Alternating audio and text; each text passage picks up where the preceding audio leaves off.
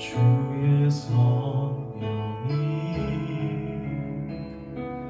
내게 임하셨으니 주께서 내게 기름을 부으사 주의 성령이 내게 임하셨으니 주의 심으신 의의 나무 되게 하셨네. 너희의 슬픔이 희락의 기름 되어 근심 대신 찬송의 모습 가난한 자에게 아름다운 소식을 전하게 하심이라. 또 나를 보내사 마음이 상한 자를 고치며 포로된 자에게 자유를 갇힌 자 놓이며 모든 슬픈 자를 위로하게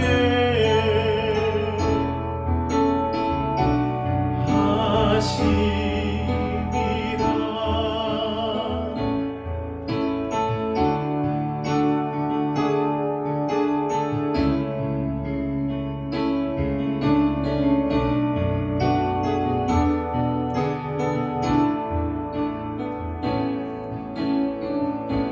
주의 성령이 내게 임하셨으니 주의 심으신 의의 나무 되게 하셨네.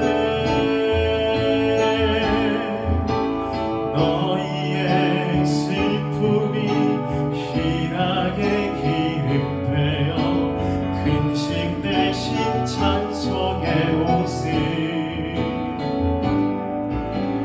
가난한 자에게 아름다운 소식을 전하게 하시니라. 또 나를 보내사 마음이 상한 자를 고치며 포로된 자에게 자유를 갇힌 자 놓이며 모든 슬픈 자를 위로하게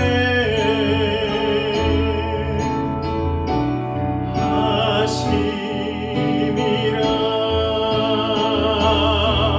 또 나를 보내사 마음이 상한 자를 고치며 포로된 자에게 자유를 갇힌 자 놓이며 모든 슬픈 자를 위로하게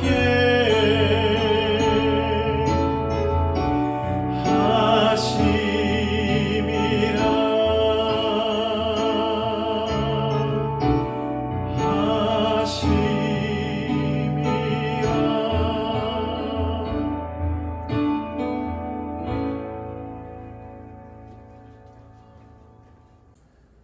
지난 주일 예수님에 대한 소문이 널리 퍼지자 헤롯 안티파스가 그 소식을 듣고 내가 죽인 세례 요한이 살아난 것이라고 하면서 두려움에 떨었다는 그런 이야기를 했습니다.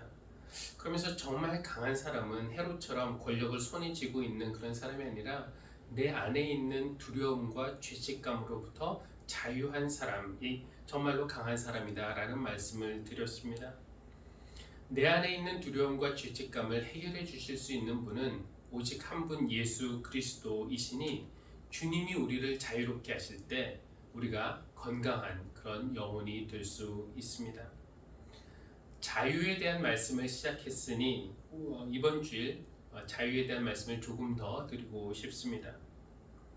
하나님은 인간을 창조하실 때 입력된 프로그램대로 작동하는 그런 기계나 로봇을 만든 것이 아닙니다. 또 진열장에서 가만히 웃고 있는 인형을 만드신 것도 아닙니다. 하나님은 인간을 만드셨고 인간의 가장 큰 특징은 로봇이나 인형과는 달리 스스로 판단하고 선택하는 그런 자유를 가졌다는 것이죠. 자유, 이것은 어떻게 보면 하나님이 우리 인간에게 주신 가장 좋은 선물입니다. 어떤 사람들은 묻습니다. 하나님이 왜 굳이 선악과라는 것을 만드셔서 인간에게 죄를 지을 가능성을 주셨는가? 왜 처음부터 죄를 지을 자유까지 주셨나라는 것이죠. 처음부터 죄를 못 짓게 기계처럼 창조하셨다면 인간이 오늘 죄 때문에 당하는 이런 불행이나 고통은 안 일어날 것이라는 뜻입니다. 여러분, 하나님이 실수를 하신 것일까요? 그러나 솔직히 하나님이 우리를 죄조차 짓지 못하는 그런 기계로 창조하셨다면 오히려 사람들의 불평이 더 심하지 않겠습니까? 하나님은 에덴 동산에 인간이 살 수 있는 가장 좋은 환경을 조성하신 뒤에 인간이 거기서 마음껏 자유롭게 살도록 허락하셨습니다. 거의 완벽한 자유를 주셨는데 다만 딱 한 가지, 선과 악을 알게 하는 나무의 과일은 금지하셨습니다. 인간의 자유는 여기까지라고 제한을 두신 것입니다. 이렇게 성경의 가장 앞부분부터 우리는 하나님이 생각하시는 그 자유가 우리의 생각과는 달리 그냥 제한 없이 마음대로 하는 것이 아니라 어떤 경계 안에서의 자유라는 것을 우리가 알 수 있습니다. 우리의 종교인 기독교는 자유의 종교라고 말할 수 있습니다. 그러나 언뜻 생각하면은 이것이 잘 이해가 가지 않아요. 기독교인이 되면 매주일 교회에 출석해야 되고 11조 등 여러 가지 헌금을 내야 되고 성경도 읽어야 하고 기도도 해야 되고 봉사도 해야 한다고 말합니다. 해야 할 것만 있는 것이 아니라 하지 말라는 것도 많아요. 술도 마시면 안 되고 담배도 피우면 안 되고 점치면 안 되고 제사하면 안 되고 도둑질하면 안 되고 이렇게 해야 한다 혹은 하지 말아야 한다는 조항들이 많은데 어떻게 그런 종교에서 우리가 자유를 찾을 수 있느냐라는 그런 생각이 들죠. 그러나 이런 종교를 가진 사람이 아니라 예수 그리스도를 만난 사람, 예수 그리스도의 은혜를 경험한 사람들은 알고 있습니다. 그 예수님이 우리를 우리의 한계로부터, 우리의 죄로부터, 과거의 상처로부터, 세상의 풍조로부터, 유혹으로부터, 남들과의 비교 열등감으로부터, 또 성공해야 한다는 압박감으로부터 우리에게 자유를 주셨다라는 것을 알고 있습니다.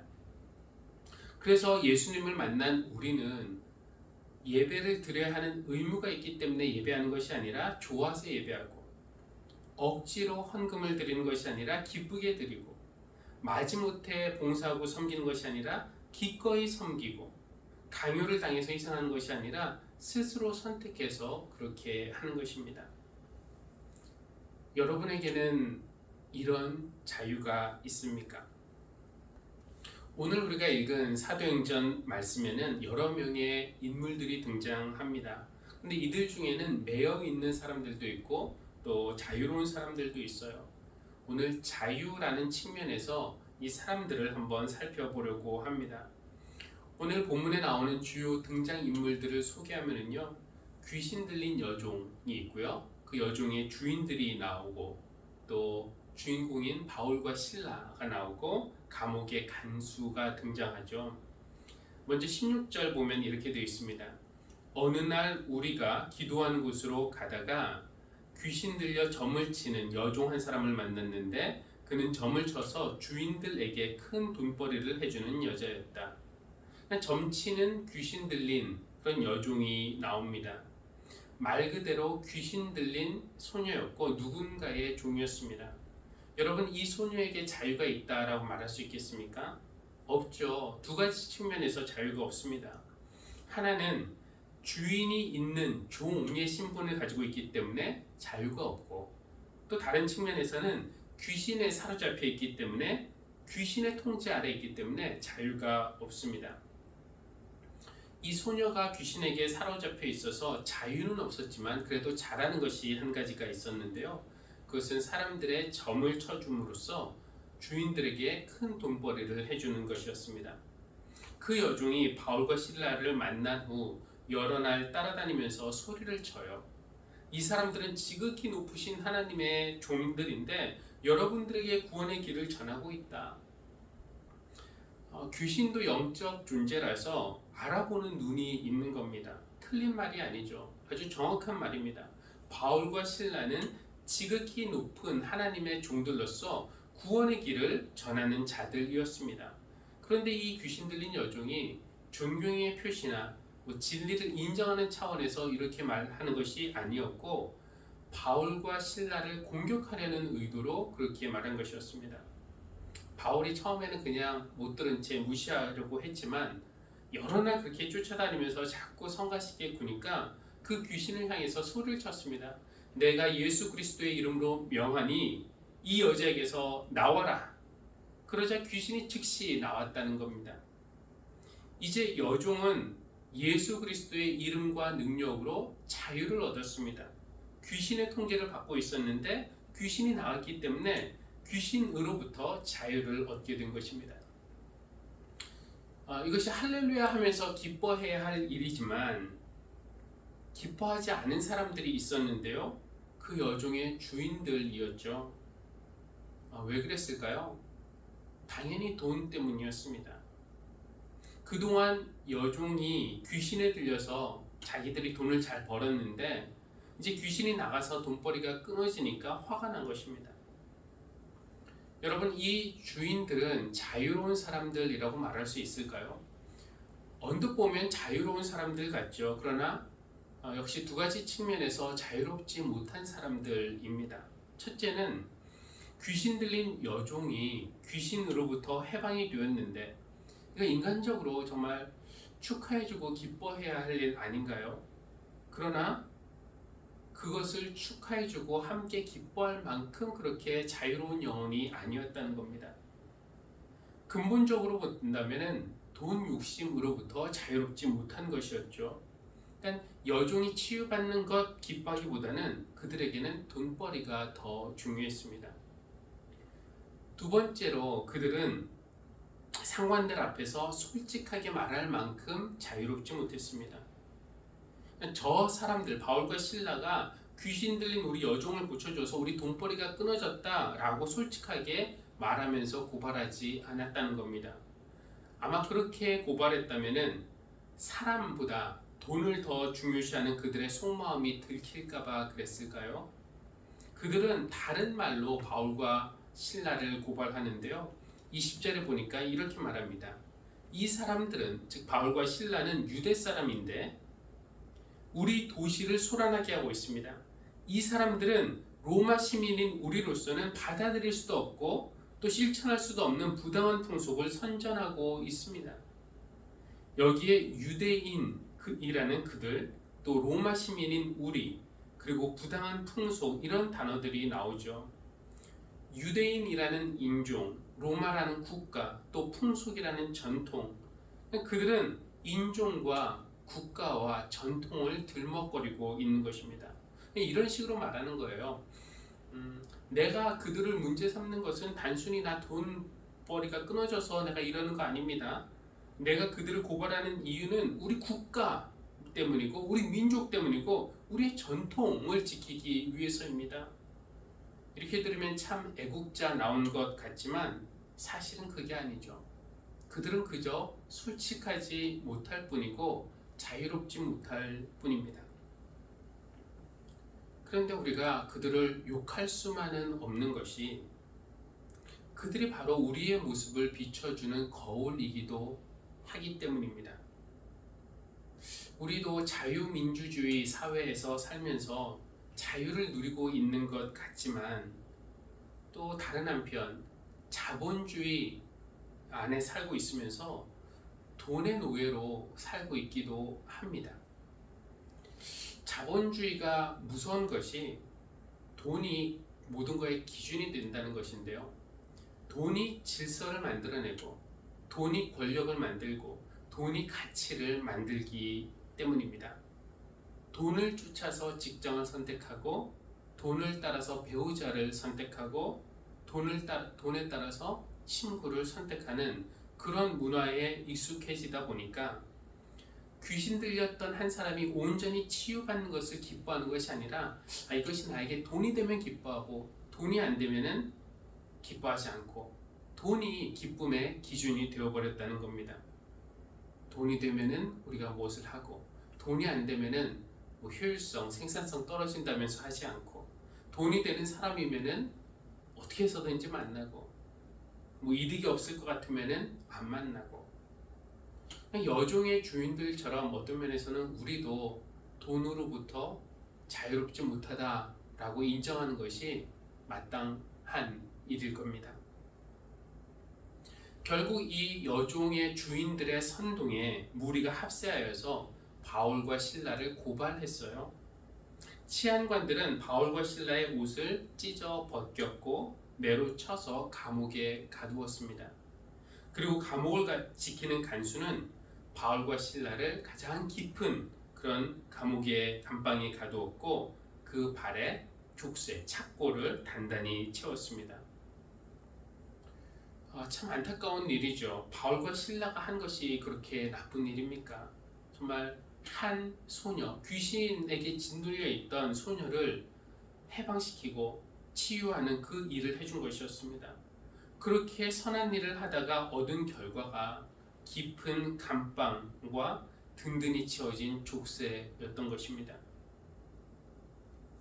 그렇게 하나님의 일을 하다가 옷이 찢겨지고 벗겨지는 모욕과 창피를 당하고 매를 맞고 고통을 당하고 깊은 감옥에 붙들려 들어가고 이렇게 우리가 자유를 빼앗긴다면 우리는 하나님을 원망하지 않을까요? 그런데 바울과 실라가 어떻게 했는가? 25절 이렇게 기록하고 있습니다. 한밤쯤 되어서 바울과 실라가 기도하면서 하나님을 찬양하는 노래를 부르고 있는데 그냥 그들은 오히려 기도하고 찬양했습니다. 다행히 손은 묶여있지 않았나 봅니다. 그래서 두 손 모아서 기도할 수 있었고 두 손 들고 찬양할 수 있었습니다. 감옥에 갇힌 바울과 실라, 갇혀있고 매여있어서 제대로 움직이지 못하는 이 두 사람, 여러분 그들에게 자유가 있다라고 말할 수 있습니까? 자유를 완전히 박탈당한 사람들처럼 보이죠. 그러나 그들은 처한 상황에 관계없이 기도하고 가장 깊은 감옥에서도 찬양할 정도로 자유로운 영혼들이었습니다. 그들이 기도하고 찬양하는 도중에 갑자기 큰 지진이 일어났습니다. 땅이 흔들리고 그래서 감옥 문들이 열리고 사람들을 메고 있던 수갑과 착고들이 풀렸습니다. 깜빡 졸고 있던 간수가 눈을 떠보니까 옥문들이 다 열려 있는 거예요. 그것을 보고 기겁을 하죠. 죄수들이 다 도망가도록 이렇게 방치했으니 이 간수에게 남은 운명이 무엇이겠습니까? 죽음이죠. 이제 죽은 목숨이나 다름없다는 것을 안 이 간수는 스스로 가지고 있던 칼로 자결을 하려고 했습니다. 여러분 여기서 잠깐 바울과 실라와 이 간수를 한번 비교해 보십시오. 누가 자유로운 사람입니까? 겉으로 보기에 간수는 발에 착고가 없습니다. 간수는 감옥 방 밖에 있어요. 그리고 간수는 감방 열쇠도 가지고 있습니다.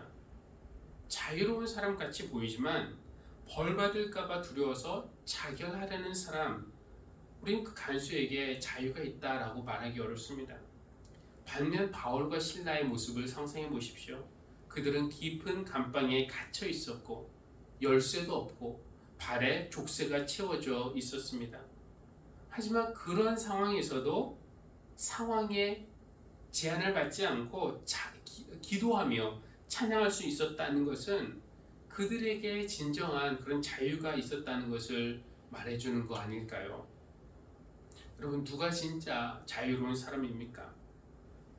오늘 말씀을 보면은 처음에 자유가 있는 것처럼 보였던 사람들, 그 여종의 주인들이라든지 아니면은 감옥을 지키는 간수, 그들에게는 자유가 있었던 것처럼 보이지만 사실은 자유롭지 못한 사람들이었습니다. 욕심에 매여 있었고 또 두려움에 사로잡혀 있었습니다. 그러나 우리 눈에 처음에 자유가 없는 것처럼 보였던 사람들, 귀신 들린 여종이라든지 감옥에 갇힌 바울과 실라, 그들에게는 진정한 자유가 주어졌습니다. 아이러니컬하게 들리겠지만 아까 우리가 찬양했듯이요, 오직 주의 사랑에 매인 사람, 그 사람이 부자유한 사람이 아니라 참으로 자유한 사람이고, 오직 주의 임재에 갇힌 사람, 이 사람이 부자유한 사람이 아니라 참으로 자유로운 사람입니다. 주님에게 매이고 주님에게 갇힌 사람들이 자유롭게 기뻐할 수 있고 자유롭게 감사할 수 있고 또 찬양할 수 있습니다. 다행히 이 간수의 이야기가 불행하게 끝나지는 않아요. 그는 무서워 떨면서 바울과 실라 그 두 사람 앞에 엎드렸고, 그리고 그들에게 물어봅니다. 두 분 사도님, 내가 어떻게 해야 구원을 얻을 수 있겠습니까? 내가 어떻게 해야 나도 자유로워질 수 있겠습니까? 라는 그 질문에 바울과 실라는 주 예수를 믿으시오. 그리하면 그대와 그대의 집안이 구원을 얻을 것입니다. 라고 대답했고요. 또 그 집에 가서 복음을 전하고 복음을 들은 간수의 온 가족은 하나님을 믿고 세례를 받게 되었습니다.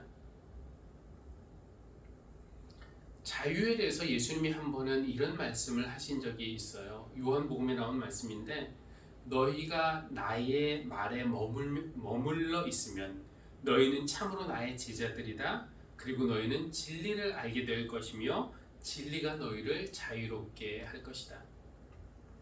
근데 그 말씀을 듣고 있던 사람들이 조금 기분이 안 좋았는지 이렇게 말합니다. 우리가 남의 종이 된 적도 없고 지금도 이렇게 자유롭게 살고 있는데 이게 무슨 소리입니까? 도대체 뭐로부터 우리를 자유롭게 해준다는 말입니까? 라는 식으로 반문을 해요. 근데 종이 된 적이 없다라는 그들의 말은 이 거짓말이죠. 지금 그렇게 말하고 있는 그 순간에도 이스라엘 백성은 로마 황제의 종이나 다름없었어요. 유다 땅이 로마의 식민지였으니까요. 그들의 역사를 보면 그들은 늘 종이었고 포로였고 또 노예였습니다. 이집트에서는 바로의 노예였고, 그 다음에 바벨론의 포로로 끌려갔고, 다음은 그리스의 통치 아래 있었고, 또 지금은 로마의 식민지니까 처음부터 끝까지 그들은 종이었고 포로였고 노예였다라고 말할 수도 있습니다. 그러나 그들이 그것을 인식하지 못하고 있거나 알면서도 종이라는 사실을 인정하지 않고 있어요. 우리가 종이 된 적이 없는데 뭐로부터 우리를 자유롭게 해준다는 말입니까? 마치 우리가 지금 돈의 노예고, 권력의 노예고, 쾌락의 노예고, 과거 상처의 노예고, 욕심의 노예인 것이 자명한 사실이지만 그것을 우리가 인식하지 못하거나 부정하고 있는 것과 마찬가지입니다. 나는 정말 자유로운 사람입니까? 우리가 진짜 자유를 원한다면 예수님이 하신 말씀 한번 들어보십시오. 그러므로 아들이 너희를 자유롭게 하면 너희는 참으로 자유롭게 될 것이다. 우리는 어떻게 하면 자유를 얻을 것이라고 생각합니까? 나이가 어느 정도 돼서 독립할 수 있으면 그때 자유로울까요?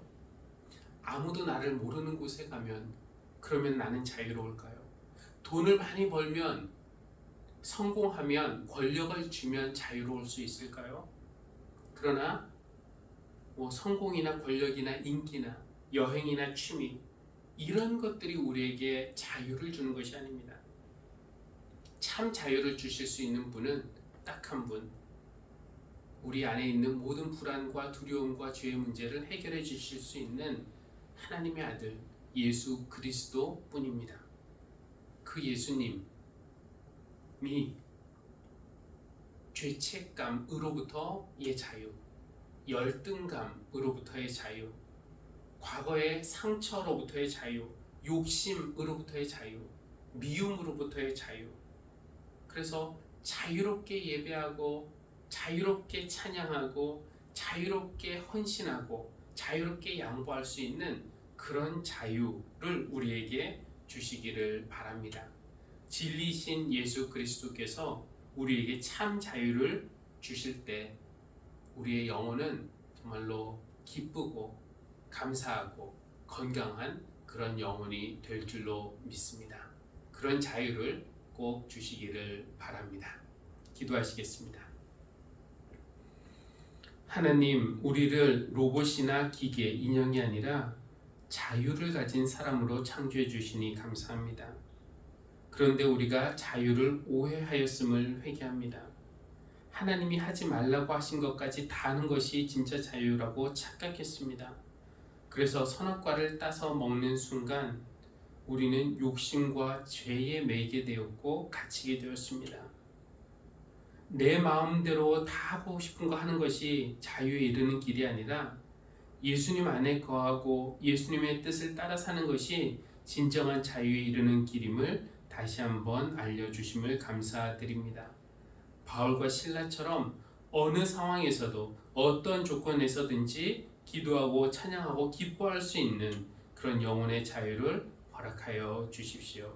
예수님의 이름으로 기도합니다. 아멘.